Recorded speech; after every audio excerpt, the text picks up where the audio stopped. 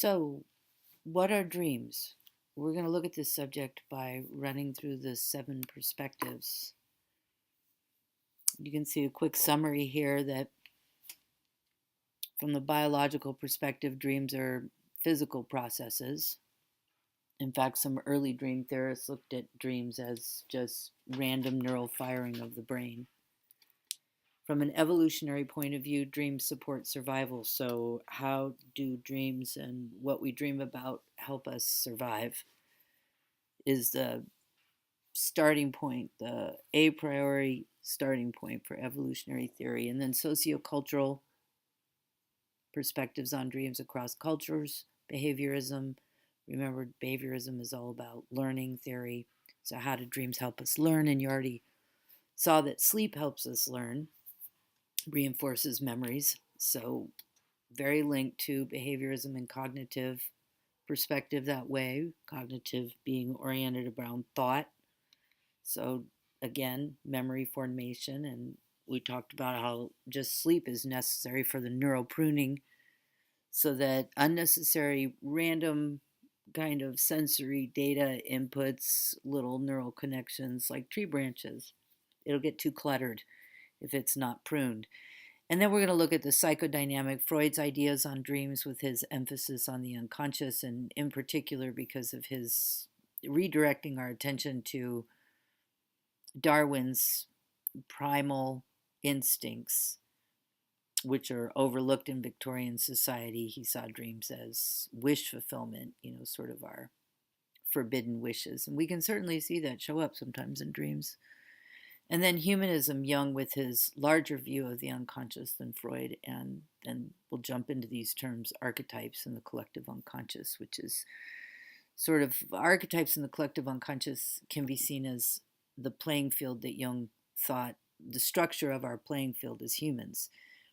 A really good metaphor for it is video games, because when you have a video game, like especially the ones where you have, a lot of mythic components and everything, where there's storylines and everything, you enter a world and the world has a structure, and the characters that you can be in the video game have structures to them. And those would be archetypes. These structures of the world in which we live are the archetypes. And the collective unconscious is basically the idea that those structures are stamped in us. They're part of our genetic heritage. So we'll look at that. All right, first perspective is the biological one. And, oops, sorry about that. We already talked about brainwave patterns in the previous PowerPoint on sleep. So just a quick review here. Kleitman, 1953, so not very long ago, just a few years before I was born. They figure out these EEG patterns. They're actually able, with a machine, able to read them or see them. So you can see this is a really new science in many respects. And we'll probably learn a lot more about brainwave patterns as we go along, and our ability to measure becomes more refined. But at this point, this is what we're able to measure. And we've got the busy brainwave pattern of being awake and then slows down as we get drowsy and or go into a more meditative state. Stage 1, we drop into, this is beginning of slow wave sleep. So you can see the space between the waves. Everything starts to slow down. These sleep spindles are just erratic little bunches of brain activity that we don't know that much about yet. Delta sleep, when most of our physical repair going on, and then REM, where we get just as busy as in waking life, which was quite alarming to scientists to discover that while we're dreaming, our brain is so incredibly busy. Now realize we're dropping through this, and each of these requires a little bit of a different chemical bath in our brain. So we're dropping through this every 90 minutes or so, every hour and a half. That's why you don't want to wake up at an hour and a half in REM, because remember, people who are woken up, they give people surveys, and if they're woken up and they wake them up during REM sleep and they wake them up during other phases of sleep, and the surveys are designed to show them whether or not they're in a good or bad mood, or if they have a negative cognitive bias, because what they do is they have words embedded in them, and asking for opinions and things like that. And we have we pick significantly more negative words and reflect more negative emotion when we're woken up right out of REM sleep, particularly if we're woken up at the beginning of REM sleep. Later stages of REM sleep, a lot of times our brain has figured out how to resolve and work through some of the distress. But when we wake up in the early stages of REM sleep, when we're processing negative emotion the most, then it's linked to bad moods and eventually depression. So we talked about how stage 5 over here is when we're in the REM stage, very similar to the awake stage. And notice here that the first REM is usually about an hour and a half after the sleeper first enters, light sleep. It starts, our first time in REM is slow, short period, 10 minutes, but then later it gets longer and longer and longer. So if you wake in these different phases of sleep frequently, you will, like if you wake up after REM, we tend to go back to stage 1, or to stage 2, almost awake, and then drop back down through the sequence every hour and a half over and over.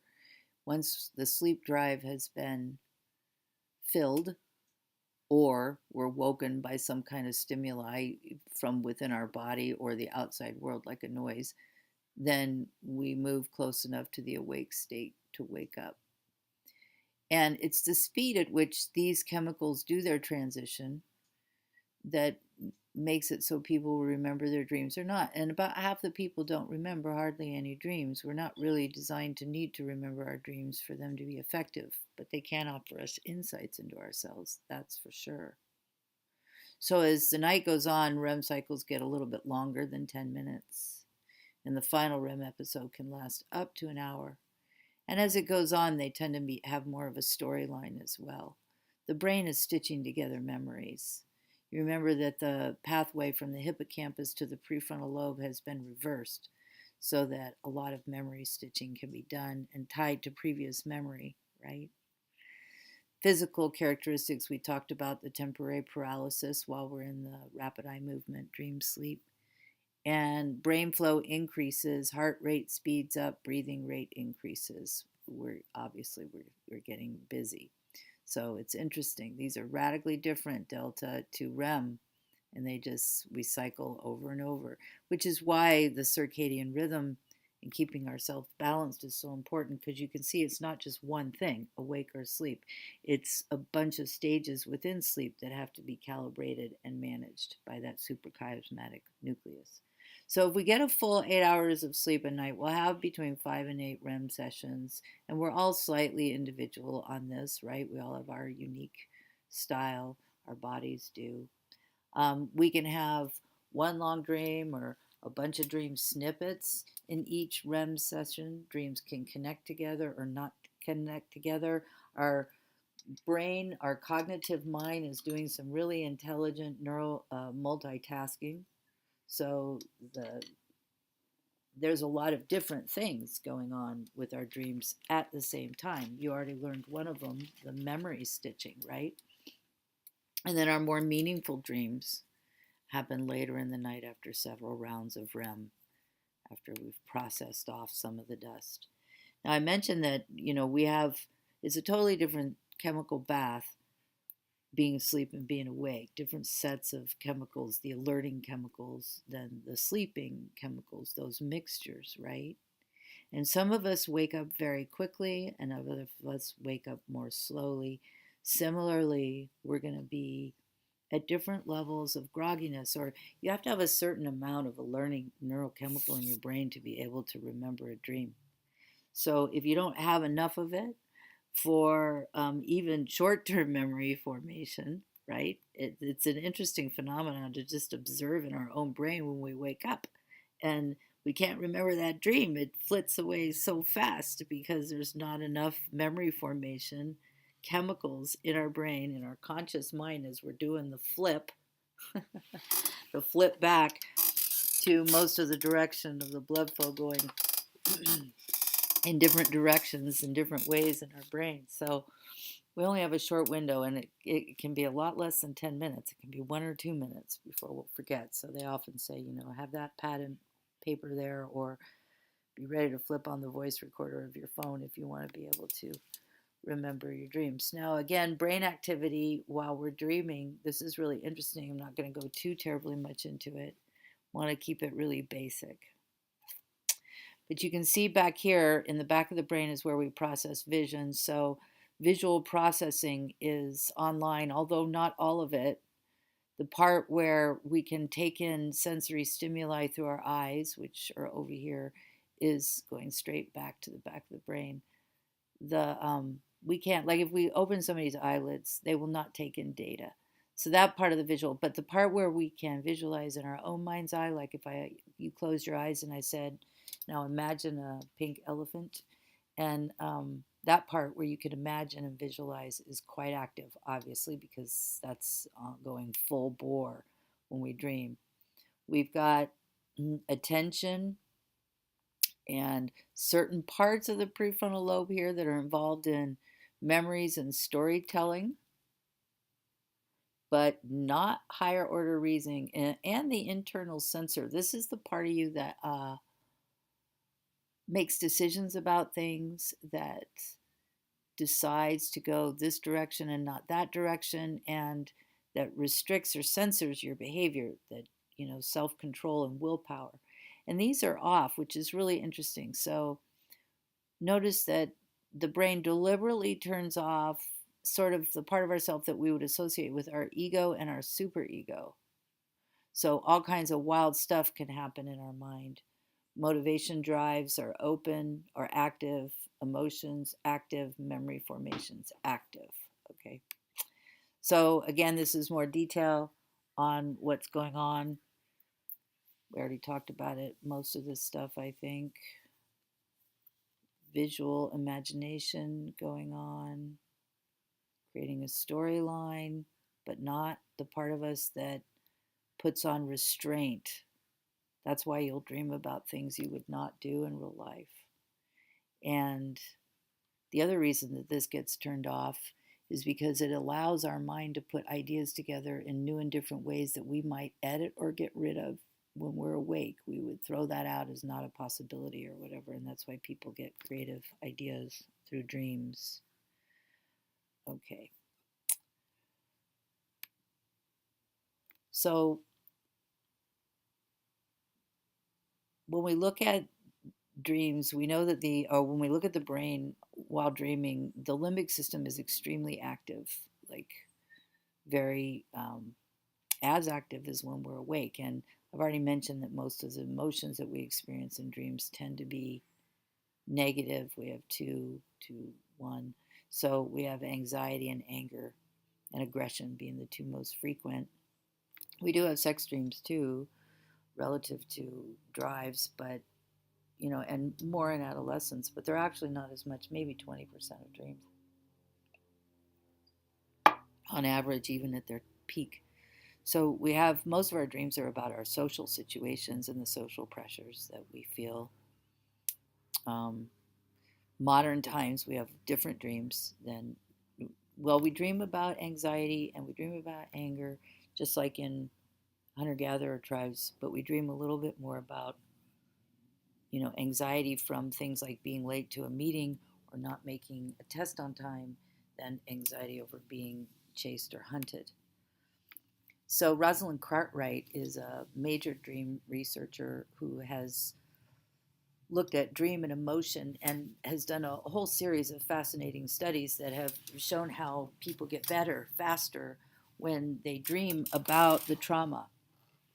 And the dreams about the trauma will progressively get better because the brain is essentially moving through a process of healing itself. And she's even been able to demonstrate that after a traumatizing event, even a small scale one, say somebody at your work snaps at you who's always been nice or something like this, your mind will actually, your brain, if you follow the dream and the dream content and the emotion of the dreams, over time, your brain will connect, replay that, but then connect it to a time when you experience something similar and manage to overcome it. So the neural paths are finding their ways to similar memories where you've Well, they're doing their best. The successful ones are finding where you come out and feel like you've mastered that situation and can deal with it over time.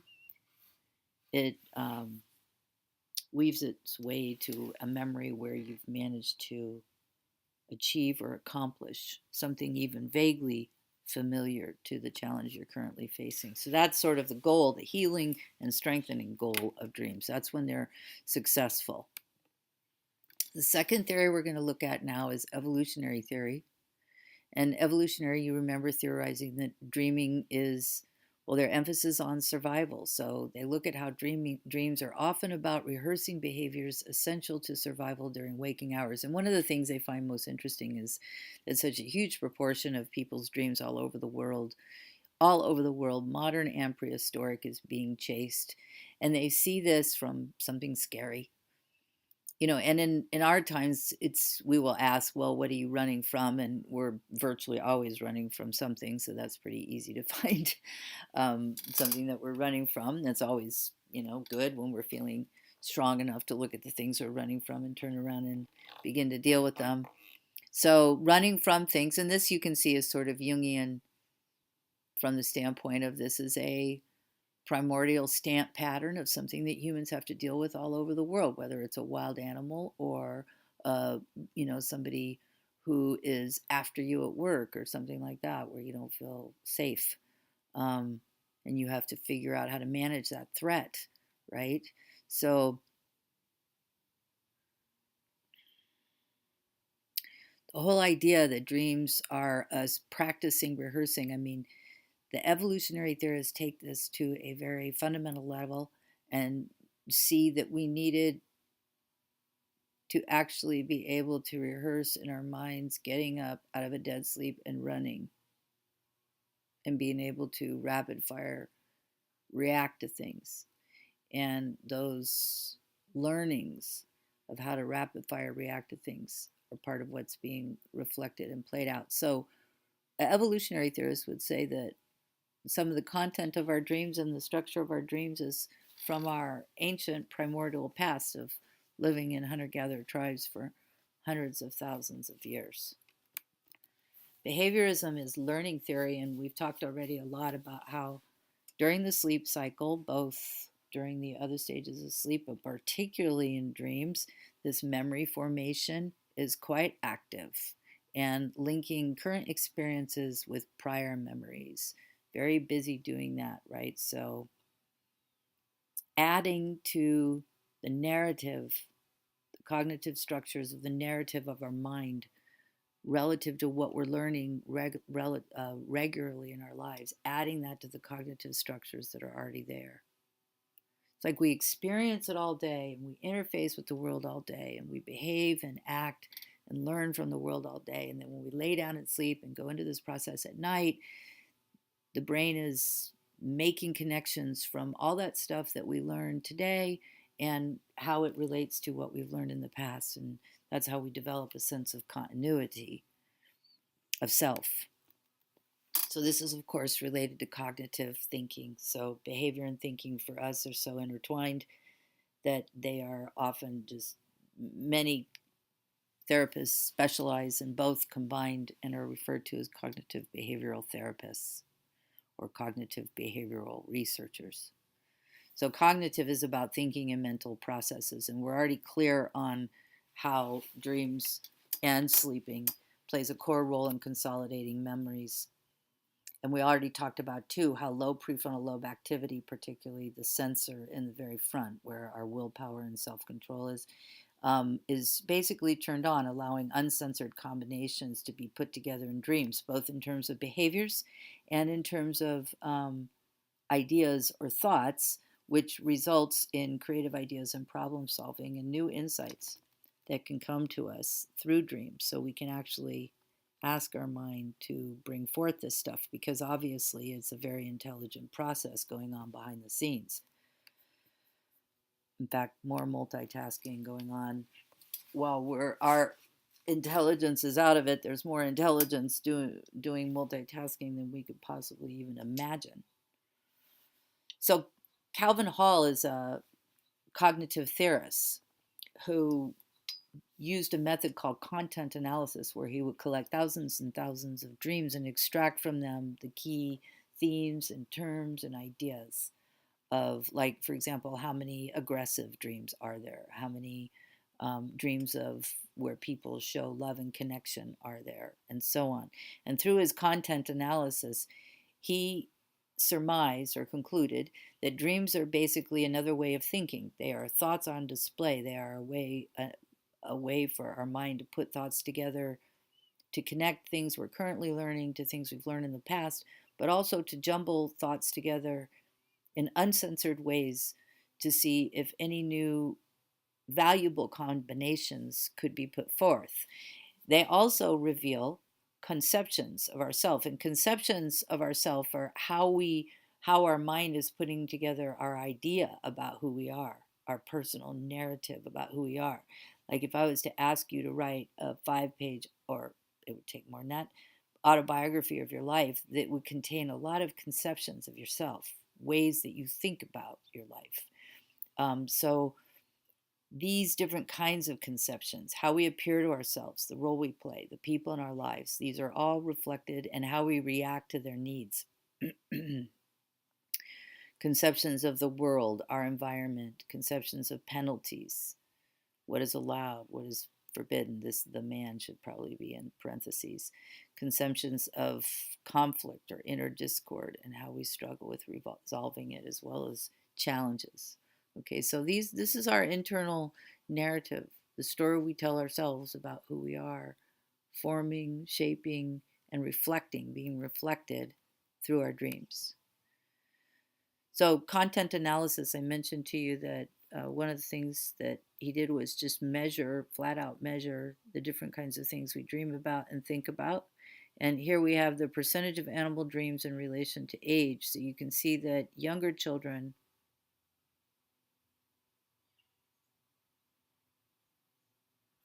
this is the number of animal dreams.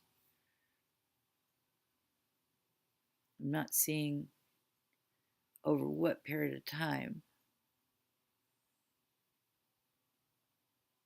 this study is being done. So we don't know over what period of time this is. But here we have a child of age 4. Is it percentage? 60% of the dreams of a child of age 4 are animal dreams. And then here we have just under 40% by the time the child is age 5 to 6, 7 to 8, 9 to 10, 11 to 12. Over 18, very small percent of our dreams are animal dreams. Most of them become humans, and most of our challenges are dealing with humans. So this is a similar stat as in tribal societies where they deal with the outside world, the early childhood. So the fifth perspective is sociocultural, and we're going to draw again on Hall's content analysis of dreams around the world in order to gain some insights on different cultural views on dreams. Now, prior to the scientific worldview, where dreams become inner psychological processes, the idea was that dreams were the spirit traveling at night and communing with the other side during dreams. So here's a link to Hall's content analysis, some interesting things to look at. So that's worldwide, that view of dream as having sort of a spiritual, metaphysical aspect to it. And then in the scientific revolution in Freud, we turn external spirits become internal psychological processes. So we'll look at a couple of the items from Hall's content analysis. Notice that he said that 44% of dreams have at least one aggression.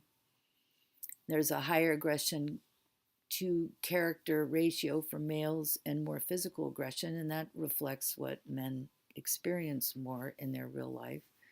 Women are more often the victims in aggression experience, but both males and females are victims over 50% of the time in the dreams. So physical expression of aggression, like something like this, it can reflect no physical danger that we're in real life, but rather fear of a dominant character, right? Symbolically. We'll talk about that. So 80% of normed dreams have a negative element and 53% a positive element. So you can see that the negative part is more frequent. Aggression shows the most cross-cultural difference of all the prime limbic emotions, which is really interesting. So sorrow and joy and so on show less cross-cultural difference in dream expression than aggression. Much more aggression in some dreams of some societies than others, and more physical aggression for males in pre-industrial societies is really interesting, I think. There's also higher aggression rates of dreaming in the United States than in other advanced capital societies, which is interesting to think about. All right, number 6, our sixth perspective is Freud entering in the early 1900s with his radically intriguing interpretation of dreams. And again, most people at this time were still seeing dreams as a kind of mystical, metaphysical, spiritual communing. And Freud is taking it inside and saying that it's actually what's happening in our dreams is an intrapsychic process. Now, Freud believed and thought that because of his id-ego, superego interplay and the need, he lived in Victorian society when people were shocked and aghast over Freud bringing up the ideas that so much of our behavior is directed by primal urges. And so he thought that because it was so appalling or shocking to the ego, some of these things that we dream about, these primal urges that surface, they're like wishes of our id, that they needed to be disguised. The symbols are disguised because if we really knew how raw and sexual and aggressive these dream symbols were, then we would, our ego would just collapse. We would be too ashamed and overwhelmed. So Freud saw dreams as playing a compensatory role, offsetting, allowing us, sort of our minds, to go out and play and the id to go out and express itself unbridled by the strictures of modern society, compensating for the turmoil of trying to stay psychologically balanced all the time in a complex social world, right? This is just a slide that reminds you of the id and the superego, and that they are both interjected. They're taken within. They become internal parts of our personality. When children are young, we are their superego, right? They come with a already well-established id, but the parents and the society imposes superego that eventually becomes internalized. So I mentioned that Freud thought, because of the appalling nature of some of our urges, that dreams would disguise their messages, what he called latent. So a lot of the messages or the content of dreams was latent and therefore required an analyst to help interpret to get to the really bottom of it, because we're going to hide it from ourselves by some kind of internal censoring agent, a subpart of the superego that's working to protect our egos from our sort of appalling primal nature, or the appalling aspects of our primal nature, I should say. Remember, Freud was a Darwinian. And this is a really powerful picture, I think, that shows something that happens in dreams, which is this massive inflation of images in order to pack a emotional and psychological punch, right? There's no mistaking what this man feels in this particular, with this dream image. And Freud pointed out and called this condensation, where dream symbols are condensed or compressed into, like, a big feelings are put into these packages that make us really feel the power of that punch. And again, going earlier to several theorists who think that the primary shaper of dream plots is actually emotion. You can see that here, that This is all about a position somebody's in and what they're feeling being in that position. So now let's take a look at Jung and two interesting ideas that we'll try to shed light on: the collective unconscious and archetypes that Jung proposed. Now, Jung saw that dreams are nature expressing itself, that we're nature. Alan Watts has a great way of putting this. He says that the earth peoples the way an apple tree apples, right? And so Jung would really love that phrase. He sees that we are nature expressed, and so dreams are a reflection of the nature that created us. So let's start by remembering that Jung expanded on Freud's idea of the unconscious, seeing the unconscious as the place where nature expresses itself through us, basically, and our nature reveals itself. The structures of our nature reveals itself. Jung also would not be a fan of analytic dream interpretation, because trying to analyze with your conscious mind and figure out a dream, he would more encourage you to explore the dream from an imaginal standpoint and notice what kind of emotional and imaginal connections your mind makes to dream content, and see what insights from your higher self, which is the connection of you with the great all. And he came up, by the way, with that term of the higher self with Bill W. So here's Jung in his later years in a quote: "The dream is the small hidden door in the deepest and most intimate sanctum of the soul." So there he is, bringing in a word that psychologists will not use at that time, trying to be scientific, right?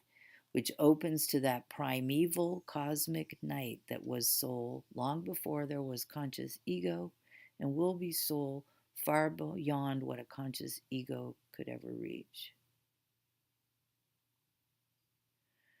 So he's saying that the intelligence that is expressed through dreams is the deeper intelligence behind our psyche itself and life itself. And notice how he's using this word soul a little bit differently from a religious word of soul that lives on forever, but also similar to that word. And here we could sort of substitute it for, we could think of soul as the intelligence of the life force itself, I think is what he's actually connecting to there. Jungian psychology is often referred to as depth psychology or soul, even soul psychology sometimes, for this reason. So, quick definition of the collective unconscious and archetypes, and they can be a little bit slippery ideas to try to get our minds around, so we'll spend a few slides on them. The collective unconscious is the spiritual heritage of mankind's evolution, born anew in the brain structure of every individual. It's the stamp of how the game is played within our psychic structure. Our ability to understand and associate similar meanings to certain things, like a star as a symbol of hope. Now, we don't really know. There might be a few creatures who look at stars and feel hope. But it's interesting that the cognitive structure of a star inspires hope and becomes a, structural symbol of hope for people all over the world. And that's what Jung is calling out, is these archetypal structures that people share all over the world, these symbols. One of them is the tree of life. The tree of life appears in myths and traditions all over the world, and this is an image of it. So Jung collected dreams and myths and stories of cultures all over the world, and he found common patterns. He found that people all over the world would have different reflections of an archetypal pattern he referred to as the wise man. So there'd be lots of different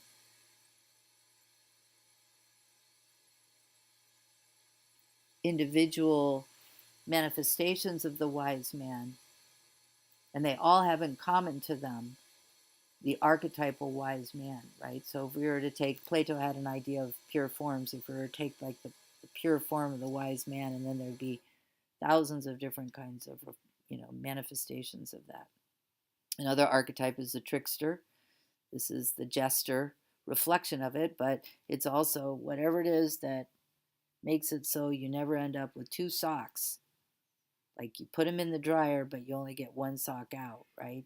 That's the trickster. These funny things going on where the rug's pulled out from under you and so on. So, sort of a life force that seems to happen. And then Mother Earth, the nurturing and devouring aspect of the divine feminine, right? So he called these patterns archetypes, and you can sort of see them as if somebody was to look at life as a game and identified the different structures that are involved in the game, like a video game, then they would come up with these archetypes. And the collective unconscious is the idea that those patterns are stamped in us, essentially.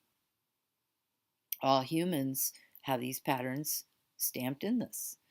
One of the patterns, for example, that's stamped in our collective unconscious is the idea of the heroic journey, which is a story that's repeated over and over and over and over and over and over and over, where the hero faces a challenge and then has to change or transform in order to overcome the challenge. And we see this heroic journey story pretty much almost every movie is either a heroic journey story or a tragedy, right? Here's examples of archetypes. And they manifest themselves in lots and lots and lots of different ways, right? But basically, there's symbolic structures that we associate with similar cognitive concepts. That seems like no big deal, but it's actually huge. It means that we're all organized to interpret certain things similarly. For example, ideas of resurrection and sacrifice, which are not simple ideas. Show me another animal that spends time with the idea of resurrection and sacrifice. These are major, huge ideas that are part of our species, and because they appear in myths and stories all over the world. So, what's with that? That's what Jung's talking about. Fascinating stuff, absolutely fascinating stuff. So here's just a tiny handful of reflections of modern hero archetypes, both living and mythic. And here's just a small sampling, but there, we could come up with, like every culture is going to have reflections or symbols of the trickster archetype, characters that reflect that idea for them because it's something that plays itself out within our life narrative as a common theme that we experience, like the villain is another one. And then personalities have archetypes. I'm sorry you can't see these very well. But these are some of the archetypal, the rebel, for example, the creative. Okay, so these are personality structure archetypes. And Jung is the source of the Myers-Briggs personality test, which actually was a further development of his Jung typology test, looking at different personality type or archetypal personality types.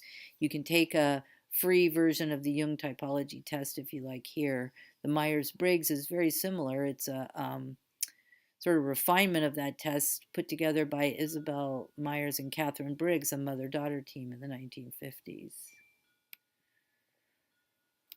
Okay, this is a great summary of Jungian thought from the Dream Studies portal by Ryan Hurd. And here he basically is saying that the idea behind Jungian dream theory is that dreams reveal more than they conceal. So they're not hiding their messages. Here he straight out disagrees with Freud and says that dream symbolism is manifest, not latent, not hidden. It is forthright. It's telling us straight out. It is a direct communication from nature itself. It's a natural expression of our imagination, which is part of the cognitive structure of our being, and uses the most straightforward language at our disposal, which is mythic narrative, which is the earliest language. The earliest, first of all, mythic narratives are mythic stories are the first stories that we started to tell, and we're telling the same mythic stories, the same ones as we used to tell about heroic journeys and challenges faced and so on. They have the same essential components as the Iliad and the Odyssey. And our mythic narratives are personal too. We all have personal stories that we tell ourselves about our lives, about when we were courageous and when we were not, and so on, and things that have happened to us and our interpretations of those, what our takeaway from those are. Those are personal narratives. So personal and mythic narratives reflect each other. So the stories in the world reflect our personal lives and also reflect what our ancestors have learned about how to live life. So because Jung rejected Freud's theory of dream interpretation that dreams are designed to be secretive, he also did not believe dream formation is a product of discharging our tabooed sexual impulses. Saw a lot more to it than that, as you remember.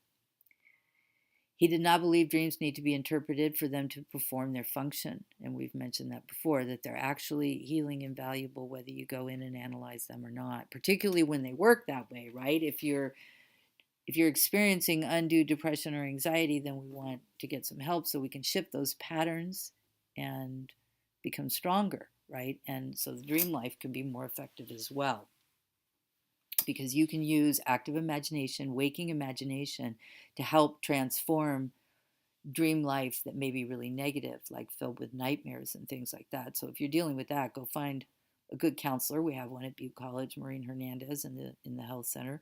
And we also have free counselor access over at Chico State with peer counselors. So just send me an email. And basically, we can help you transition from chronic nightmares. You can help children transition from chronic nightmares. What we have to do is tell a new story, rewrite the narrative that's happening in the dream, write out what you want to happen, imagine out what you want to happen. And it's easier to do that with a guide. It doesn't take a lot of time. Anyway, instead, he suggested that dreams are doing the work of integrating our conscious and unconscious lives, which is a really good thing because there's a lot of wisdom in our unconscious, you see. He called this the process of individuation, not a very romantic word, but Jung's term for being, say, a whole, fully developed self is to individuate. It's easiest to think of individuation as the mind's quest for wholeness, or that quality of applied wisdom that separates elders from grumpy old men. While not required, working with dreams and amplifying, amplifying means expanding on with your imagination the symbolism that comes up and seeing what kind of connections to yourself you discover. Amplifying the mythic components can hasten the process of our becoming a full being. So on the slide, you can't see it, but there is a link to more of Jung's dream interpretation from the Dream Studies portal, which is a site I like. Okay, so a lot of dream websites are terrible, but some of them are good. And anytime somebody tells you exactly what a symbol means on a dream, you know that you've encountered a bad website or a bad source, because symbols are personal.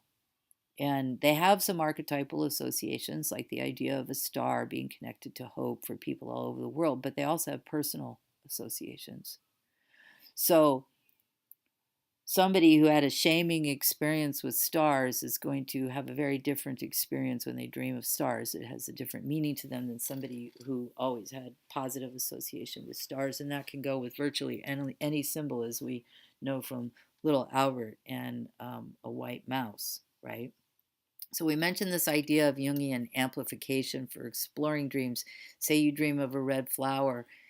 A Jungian therapist would go into that whole notion of it, particularly the symbols that seem salient or move you or powerful for you from a particular dream.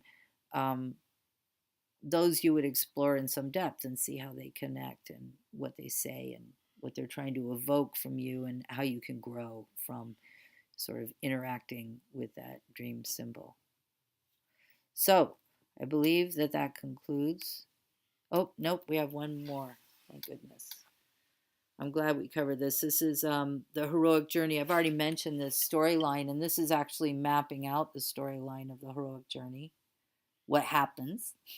So if you go back on that page of the hero and you look at any of those stories, including Gandhi, you will find that there were all these dimensions to the journey.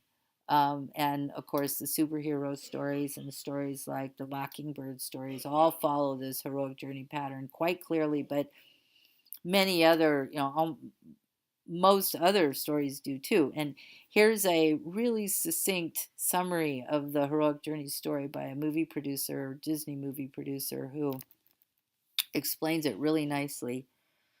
I think using The Matrix as an example. Now, Jung saw myths as humanity dreaming, right? Nature expressing primordial archetypes through mythology and, say, story, our modern myths or movies. So check out the heroic movie pattern in this link. I think you'll like it a lot. It's not very long.